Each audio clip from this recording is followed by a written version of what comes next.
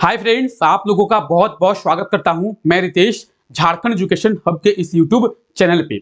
आज हम लोग समझेंगे कि झारखंड में जो झारखंड सरकार के द्वारा नियुक्तियां होने वाली है, वो नियुक्तियां कौन से नियोजन नीति के आधार पर किया जाएगा। क्या झारखंड सरकार के द्वारा वर्ष 2016 के नियोजन नीति के आधार पर ही अब नियुक्तियां की जाएंगी या फिर झारखंड सरकार के द्वारा कोई नई नियोजन नीति बनाई जाएगी। अगर 2016 की नियोजन नीति के आधार पर ही झारखंड में नियुक्तियां की जाएंगी तो क्या उस नियोजन नीति में कोई चेंजेस किए जाएंगे, और अगर किए जाएंगे तो कौन कौन से चेंजेस उस नियोजन नीति में किए जाएंगे। तो आज हम लोग इसी विषय के ऊपर चर्चा करेंगे। आप लोग देख रहे होंगे कि झारखंड सरकार अभी जो है खेला कर रही है। खेला कर रही है कहने का अर्थ क्या है? तो खेला कर रही है कहने का सेंस ये है कि झारखंड सरकार बार बार वैकेंसी ला रही है और उस वैकेंसी को रद्द कर रही है। अब झारखंड सरकार के द्वारा यह कहा गया है कि अब जो है झारखंड में नियुक्तियां की जाएगी और नियुक्तियां जो है प्रारंभ की जाएगी। तो कौन से नियोजन नीति है जिसके आधार पर अब जो है झारखंड में नियुक्तियां की जाएंगी, तो आज हम लोग इसी विषय के ऊपर चर्चा करेंगे। सबसे पहले समझते हैं नियोजन नीति क्या होता है। देखिए, नियुक्तियां किसी आधार पर किया जाता है, किस आधार पर नियुक्तियां की जाएगी उसे कहते हैं नियोजन नीति। अब इसके पहले हम लोग सबसे पहले नियोजन नीति के रूप में समझते हैं। जब झारखंड की स्थापना हुई, कब झारखंड की स्थापना हुई? तो 15 नवंबर 2000 में झारखंड की स्थापना हुई और झारखंड की स्थापना के साथ ही झारखंड के पहले मुख्यमंत्री बन गए बाबूलाल मरांडी। बाबूलाल मरांडी जब झारखंड के मुख्यमंत्री बने तो बाबूलाल मरांडी के द्वारा झारखंड में एक नियोजन नीति लाई गई। कौन सी नियोजन नीति लाई गई? तो झारखंड में 1932 के खतियान के आधार पर बाबूलाल मरांडी के द्वारा एक नियोजन नीति लाई गई और कहा गया कि झारखंड में 1932 के खतियान के आधार पर नियोजन जो है किया जाएगा। ठीक है, झारखंड में नियोजन किया जाएगा। तो फिर नियोजन की वो रद्द क्यों किया गया? देखिए, जब बाबूलाल मरांडी के द्वारा झारखंड में 1932 के खतियान के आधार पर नियोजन नीति बनाई गई तो झारखंड हाईकोर्ट के द्वारा उसे रद्द कर दिया गया और झारखंड हाईकोर्ट के द्वारा यह कहा गया कि आप कोई नई नियोजन नीति बनाइए और झारखंड में नियुक्तियां स्टार्ट करिए। ठीक है, अब उसके बाद बीजेपी की पूर्ण बहुमत की सरकार 2014 में बन गई। 2014 में जब बीजेपी की पूर्ण बहुमत की सरकार बनी तो झारखंड के मुख्यमंत्री बने रघुबर दास और रघुबर दास जी के द्वारा 14 जुलाई 2016 में, आप यहां पे देख पा रहे होंगे मेरे पीछे मेंशन किया हुआ है, 14 जुलाई 2016 में रघुबर दास जी के द्वारा एक नियोजन नीति लाई गई। ठीक है, वो नियोजन नीति लाई गई और उस नियोजन नीति को भी झारखंड हाई कोर्ट के द्वारा रद्द कर दिया गया। और उस नियोजन नीति को जब हेमंत सोरेन की सरकार बनी तो हेमंत सोरेन की सरकार ने भी उस नियोजन नीति को रद्द कर दिया और हेमंत सोरेन की सरकार ने कहा, हेमंत सोरेन जी ने कहा कि हम एक नई नियोजन नीति लाएंगे। अब जो है हेमंत सरकार क्या कर रही है? हेमंत सरकार ने एसएमएस और कॉल के जरिए झारखंड के 10 लाख लोगों से यह सुझाव मांगा है कि हम जो नियुक्तियां अब प्रारंभ करेंगे वो कौन से नियोजन नीति के आधार पर प्रारंभ करेंगे, आप हमें सुझाव दें। आप में से भी बहुत किसी के पास कॉल या फिर एसएमएस आया होगा और झारखंड सरकार के द्वारा यह सुझाव मांगा गया है कि झारखंड में जो नियुक्तियां की जाएंगी वो कौन से नियोजन नीति के आधार पर किया जाएगा। इसमें से ज्यादातर लोगों ने यह सुझाव दिया है कि 2016 के नियोजन नीति के आधार पर ही झारखंड में नियुक्तियां जो है प्रारंभ की जाए और झारखंड में नियुक्तियां दी जाए। तो झारखंड सरकार के द्वारा यह कहा गया है कि हम जो है 2016 के नियोजन नीति के आधार पर ही अब जो है छोटे मोटे चेंजेस करेंगे और उन छोटे मोटे चेंजेस के साथ झारखंड में नियुक्तियां प्रारंभ करेंगे। यानी फाइनली ये कहा गया है कि झारखंड सरकार के द्वारा कि झारखंड में अब नियुक्तियां प्रारंभ की जाएगी 2016 के नियोजन नीति के आधार पर। अब ये 2016 के नियोजन नीति के आधार पर नियुक्तियां तो प्रारंभ की जाएंगी, लेकिन ये 2016 का नियोजन नीति आखिर है क्या, इसके बारे में भी तो आप लोगों को पता होना चाहिए कि 2016 में झारखंड सरकार के द्वारा कौन सी नियोजन नीति लाई गई थी। अब देखिए, इसके बारे में हम लोग समझते हैं। झारखंड सरकार के द्वारा 2016 में नियोजन नीति लाई गई और झारखंड के युवा कुछ इस प्रकार से दौड़ के वैकेंसी को भर दिए। झारखंड सरकार के द्वारा नियोजन नीति लाई गई और झारखंड के युवाओं को पता ही नहीं था कि आखिर खेला क्या चल रहा है और झारखंड के युवा लग गए अपने वैकेंसी को फिल करने में। और बाद में हुआ क्या? बाद में हुआ ये कि झारखंड हाई कोर्ट के द्वारा उस नियोजन नीति को रद्द कर दिया गया। तो यही वो खेला है जो बार बार झारखंड में किया जा रहा है। आइए इसको हम लोग थोड़ा डीपली समझते हैं। तो देखिए क्या थी पुरानी नियोजन नीति, यानी 2016 में जो रघुबर सरकार के द्वारा नियोजन नीति लाई गई थी, वो नियोजन नीति आखिर है क्या, और उसी के आधार पर अब जो नियुक्तियां की जाएंगी तो उसमें चेंजेस क्या झारखंड सरकार के द्वारा किया जाएगा। ठीक है, सबसे पहले आप ये देखिए, झारखंड सरकार के द्वारा 14 जुलाई 2016 में एक अधिसूचना जारी की गई और इस अधिसूचना में यह कहा गया कि झारखंड सरकार ने एक नियोजन नीति लाई है और हम जो है अब झारखंड में नियुक्तियां प्रारंभ करेंगे, झारखंड में नियुक्तियां करेंगे। कौन सी सरकार? तो उस समय झारखंड में बीजेपी की सरकार थी और रघुबर दास जो है मुख्यमंत्री थे। तो आप ये देख सकते हैं 14 जुलाई 2016 में रघुबर सरकार के द्वारा एक अधिसूचना जारी की गई और कहा गया कि हमने नियोजन नीति बना लिया है। अब ये नियोजन नीति है क्या? तो उस समय रघुबर दास के द्वारा ये कहा गया कि झारखंड में 24 जिले हैं। ठीक है, आज भी झारखंड में 24 जिले हैं। बड़ी बात क्या है इसमें? तो झारखंड में जो 24 जिले हैं, उन 24 जिलों को रघुबर दास जी के द्वारा कहा गया कि हम दो पार्ट में डिवाइड कर दिए हैं। झारखंड के 24 जिलों को दो पार्ट में हम लोग डिवाइड कर दिए हैं।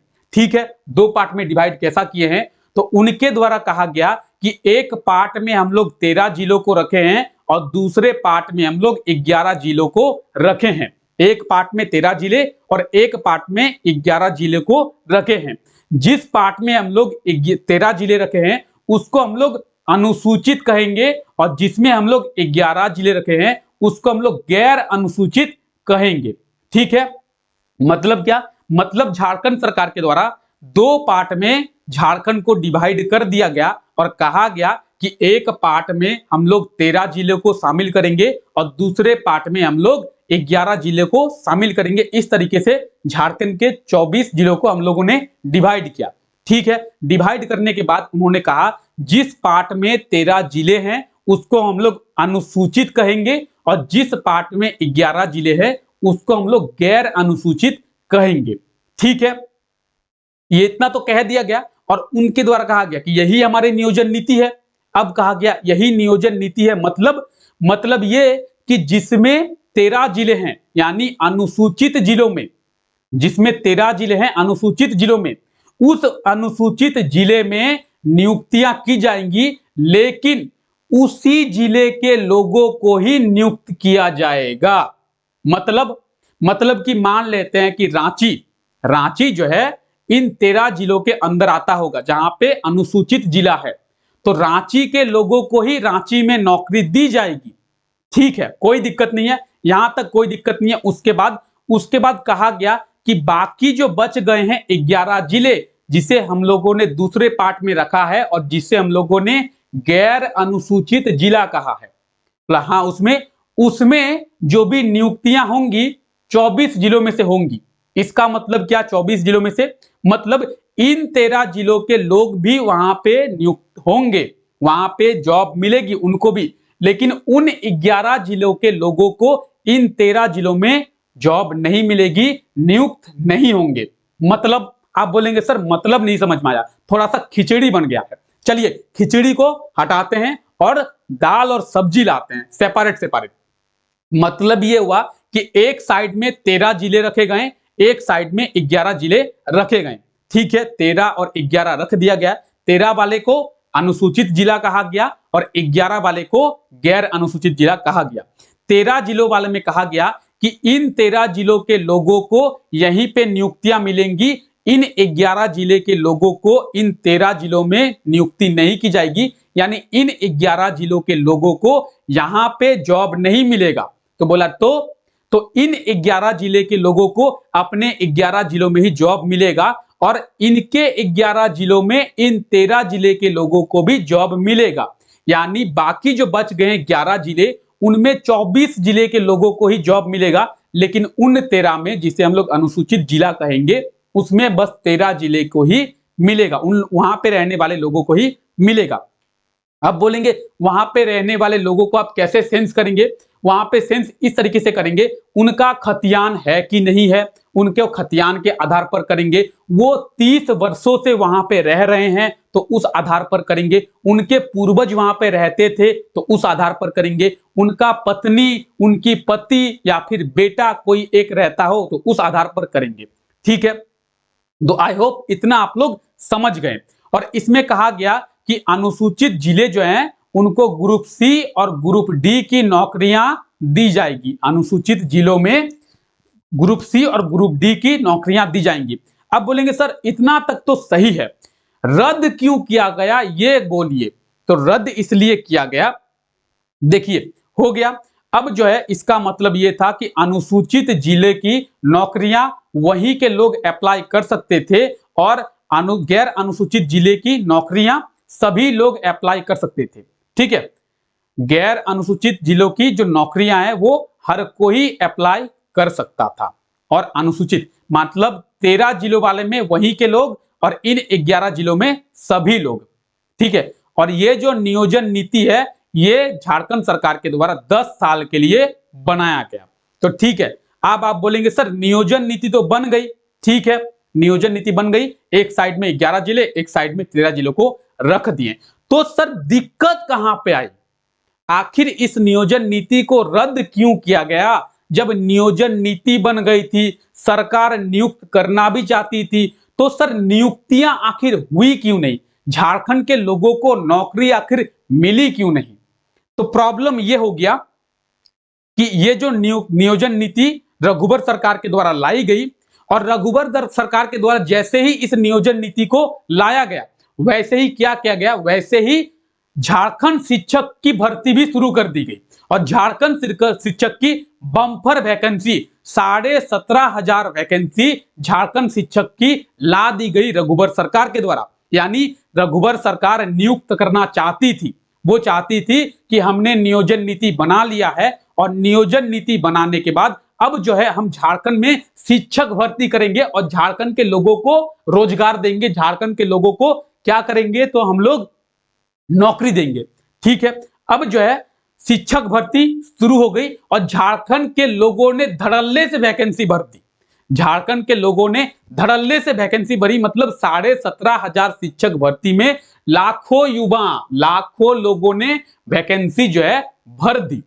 ठीक है, यहीं पे बैठा हुआ था एकदम यमराज की तरह, कौन? तो यमराज की तरह बैठा हुआ था झारखंड हाईकोर्ट।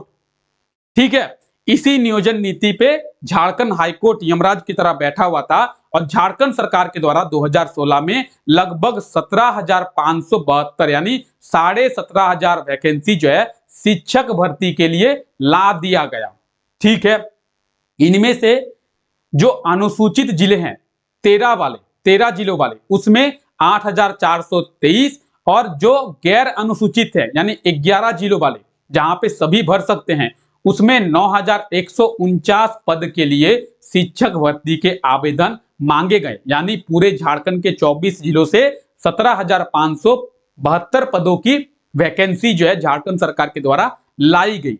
ठीक है, और कहा गया कि अभ्यर्थी इसमें अप्लाई कर सकते हैं। ये 8,423 वाले में बस 13 जिलों के अभ्यर्थी ही आवेदन कर सकते हैं और इन 9,149 वाले में सभी जिलों के जो लोग हैं आवेदन कर सकते हैं।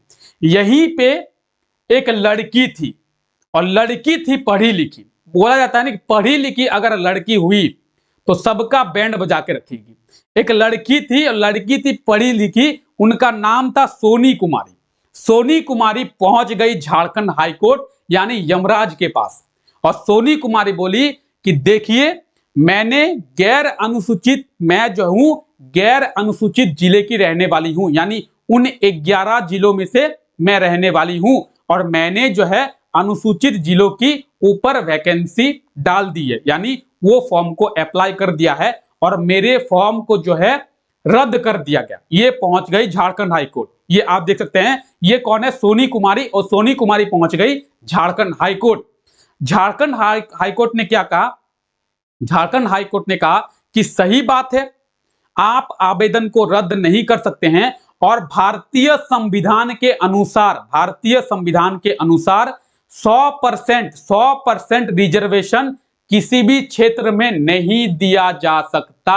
मतलब भारत के झारखंड के हाई कोर्ट ने यह कहा कि भारत के संविधान के अनुसार 100% आरक्षण किसी भी जगह पे दिया नहीं जा सकता। और वहां पे हाई कोर्ट यमराज की तरह बैठ गई और बोली ये जो शिक्षक भर्ती की नियुक्ति प्रक्रिया है ये रद्द किया जाता है, इसे रोक लगाया जाता है, ये भर्ती प्रक्रिया अब नहीं होगी।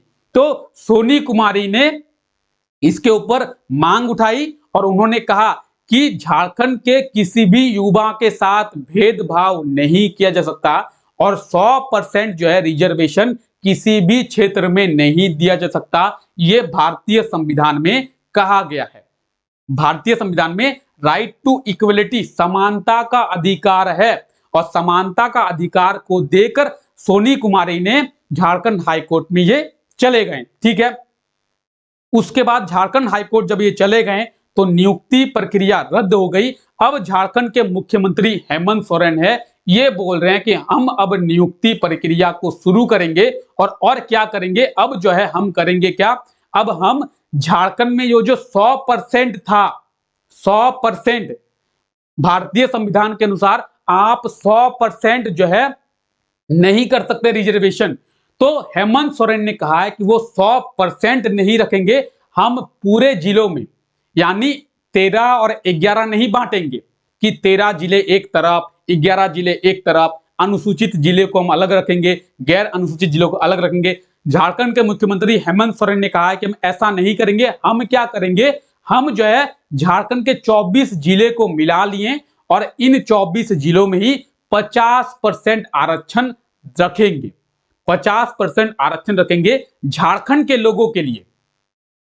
यानी झारखंड में जो रहने वाले लोग हैं उनके लिए 50% आरक्षण मिलेगा और झारखंड में जो रहने वाले लोग नहीं है वो बाकी 50 के लिए अप्लाई कर सकते हैं।